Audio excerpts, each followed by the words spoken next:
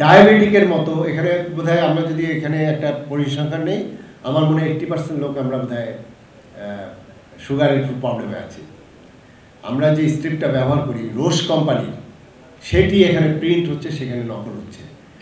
এই সারা বিশ্বে আমি যে বলি যে এখানে জামিল ভাই অনেক স্বপ্ন দেখেছেন এবং এটা বাস্তব, 34-এর মধ্যে আমরা স্মার্ট হয়ে যাব, আমরা একদম চরম শিখরে যাবো। আমি বিশ্বাস করি যে হ্যাঁ, উন্নতির চরম শিখরে যাব ইনফ্রাস্ট্রাকচার বা এই সব ক্ষেত্রে।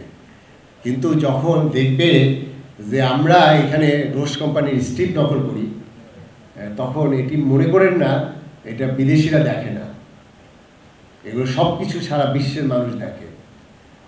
এটি মনে করার কোনো কারণ নাই যে আমরা নিরাপদ খাদ্যর জন্য কত স্ট্রাগল করছি, যেখানে স্পেসিফিক আইন আছে। 2013 ভিটামিন এ সমৃদ্ধ করতে হবে আমাদের ভোজ্য তেলের মধ্যে, স্পেসিফিক আইন আছে 2019-এর আইনে কোনো রকম খোলা তেল বিক্রি হবে না। আমরা চেষ্টা করে যাচ্ছি, কিন্তু এখন আমরা সফল হইনি। কেন সফল হয়নি এগুলোর অনেক অনেক ব্যাখ্যা আছে, সেই ব্যাখ্যা অনেকেই আপনারা জানেন। আমার বক্তব্যটা হলো, যখন ডায়াবেটিস স্ট্রিপ নকল হলো এবং সেখানে এটার জন্য আমরা যদি সত্যিকার অর্থে কোনো গবেষণা করি, এটার জন্য রিসার্চ করি, দেখবেন যে ওই নকল স্ট্রিপের ফলে অনেক হয়তো মৃত্যুর কারণ তৈরি হয়েছে। আপনার ভুল রিডিং দিলে আপনার দেখা গেল সুগার লেভেল হচ্ছে 18-20, আপনাকে দেখালো যে 6 হয়েছে, আপনি ওষুধ খেলেন না ওই রিডিং দেখে, তাহলে তো আপনার যে কোনো সময় একটা বড় ধরনের দুর্ঘটনা ঘটতে পারে। আমার প্রশ্নটা ওখানেই যে এই বিষয়ে আপনাদের অবস্থান কোথায়? আমি কিন্তু অন্য ড্রাগ অ্যাডমিনিস্ট্রেশন এটাকে আমি কন্ট্রোল করি না। আমি কিন্তু ব্রয়লার মুরগির দাম বেড়ে যায়, ডিমের দাম বেড়ে যায়, আমি কিন্তু লাইভ স্টক মিনিস্ট্রির বিষয়টা আমাদের কন্ট্রোলে না।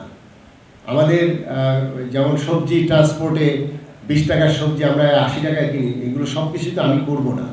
কিন্তু আমি যেটা করেছি সেটি হলো যে প্রতিটা বিষয় নিয়ে, গরুর মাংস হোক, সেই ডেঙ্গু ডাব হোক, স্যালাইন হোক, প্রতিটা বিষয় নিয়ে আমরা এখানে যেমন অভিযান করেছি, একইভাবে প্রত্যেকটা গ্রুপকে ডেকে, প্রত্যেকটা বিজনেস কমিউনিটিকে, একদম উৎপাদক থেকে শুরু করে বড় বড় রিফাইনারি থেকে শুরু করে একদম সেই ক্ষুদ্র ব্যবসায়ী পর্যন্ত, তাদের ডেকে এনে আমরা এই বিষয়গুলো আমরা আইডেন্টিফাই করেছি।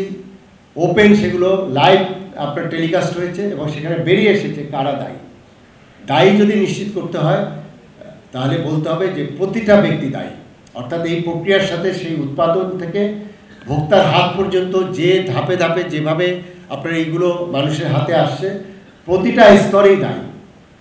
তাই সেই দায়ী যে ব্যক্তিগুলো আছে প্রতিটা স্তরে, এবং তারা কিন্তু যখন আমাদের সাথে মিটিং করে অথবা যখন টক শোতে বসে, তখন তারা কিন্তু নিজেকে প্রোটেক্ট করে এবং তারা কিন্তু সবসময় আঙুলটা অন্যদের দিকে দেয়। কিন্তু আমি বলতে চাই যে এই সিস্টেমের মধ্যে যারা আছে প্রতিটা ব্যক্তি এখানে ম্যানিপুলেট করছে, দামটা বাড়িয়ে দিচ্ছে।